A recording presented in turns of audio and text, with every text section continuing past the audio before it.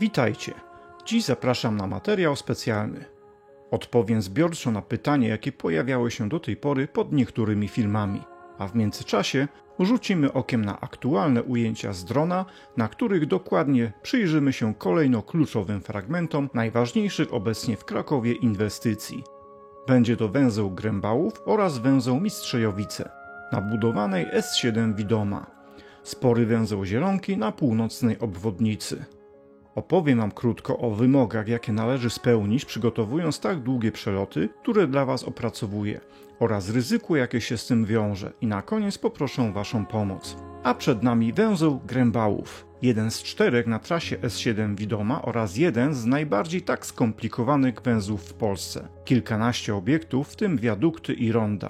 Tak prezentował się 17 października. Przyjrzymy mu się dokładnie, a ja odpowiem na Wasze pytania. Pytaliście, jak wykonywać tak długie przeloty dronem. Przede wszystkim należy postarać się o stosowne, nietanie uprawnienia specjalne operatora drona, pozwalające latać poza zasięgiem wzroku, np. NSTS-05 dla dronów o masie poniżej 4 kg w promieniu do 2 km od operatora drona przy wsparciu osoby obserwatora.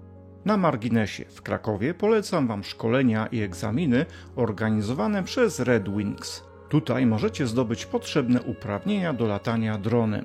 Link pod filmem. To tutaj się szkoliłem. A wracając do tematu. Mój obserwator to osoba, która ma ze mną łączność i znajduje się na trasie przelotu drona. Loty poza zasięgiem wzroku można planować w terenie nisko zaludnionym, aby ograniczyć maksymalnie ryzyko dla osób postronnych. Misje takie należy zgłosić z kilkudniowym wyprzedzeniem, podać szczegółowy plan lotu, planowaną godzinę lotu, trasę przelotu, typ drona, dane personalne obserwatora itd. Lot należy zgłosić do Polskiej Agencji Żeglugi Powietrznej i oczekiwać na akceptację naszego planu lotu. Po uzyskaniu akceptacji przed samym lotem należy jeszcze go zgłosić za pomocą specjalnej aplikacji dla operatorów dronów oraz służb kontrolujących przestrzeń powietrzną. Na czas takiego przelotu otrzymujemy rezerwację naszej przestrzeni powietrznej. Powyższą procedurę opisałem dla Was w dość sporym uproszczeniu, ale tak mniej więcej ona wygląda. Pytaliście, jak i czym latać na 2 km. Do tego potrzebujemy odpowiedniego sprzętu. Przede wszystkim drona o sporym zasięgu i minimalnym czasie lotu 20 minut. W zasadzie wymóg ten spełnia obecnie każdy półprofesjonalny dron dostępny na rynku. Lot taki można wykonać na 2 sposoby. W pełni manualnie, kontrolując naszego drona od momentu startu przez cały przelot do lądowania.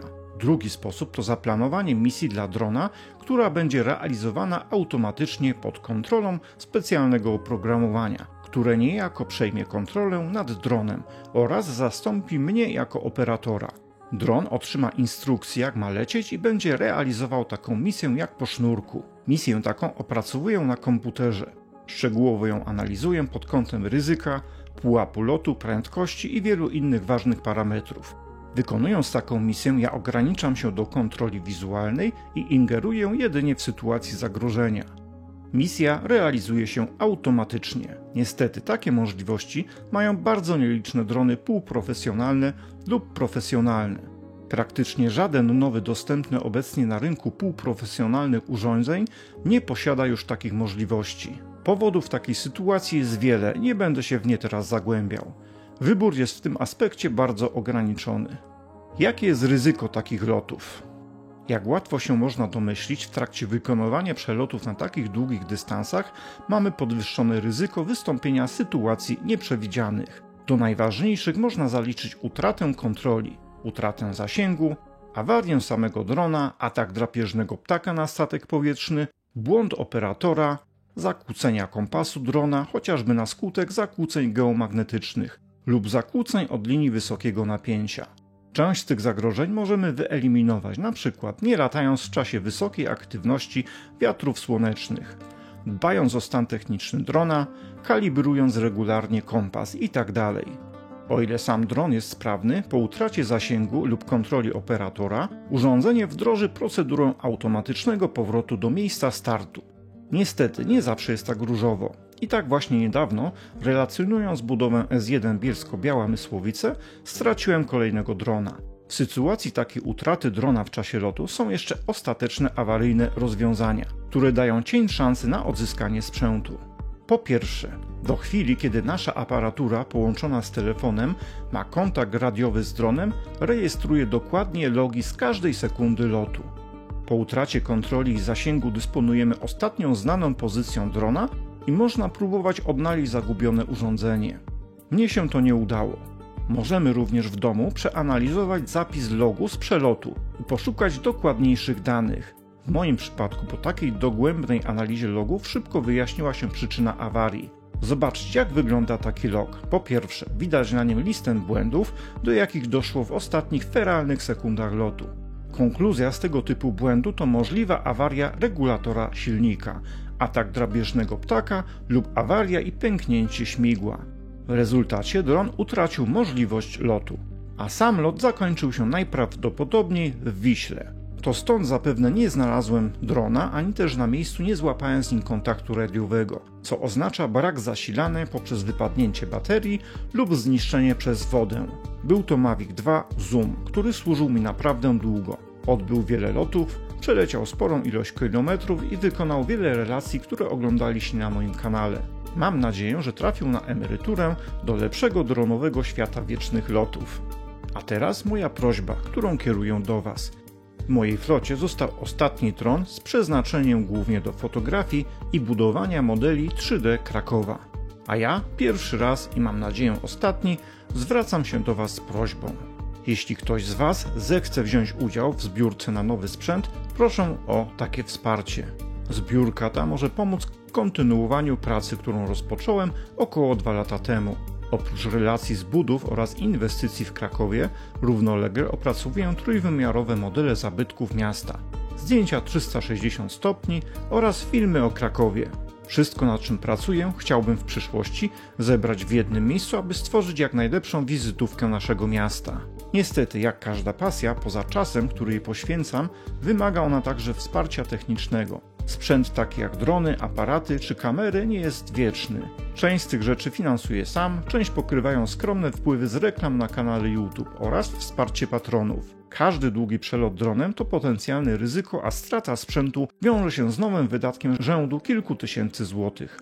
I to właśnie drony narażone są na największe ryzyko. Na chwilę obecną nie mogę sobie pozwolić na kolejne takie koszty. Dlatego proszę Was o wsparcie.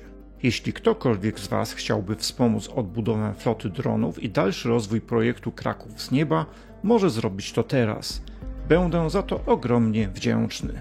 Pozdrawiam serdecznie, dziękuję moim patronom, zachęcam do subskrypcji kanału i do zobaczenia na kolejnym filmie.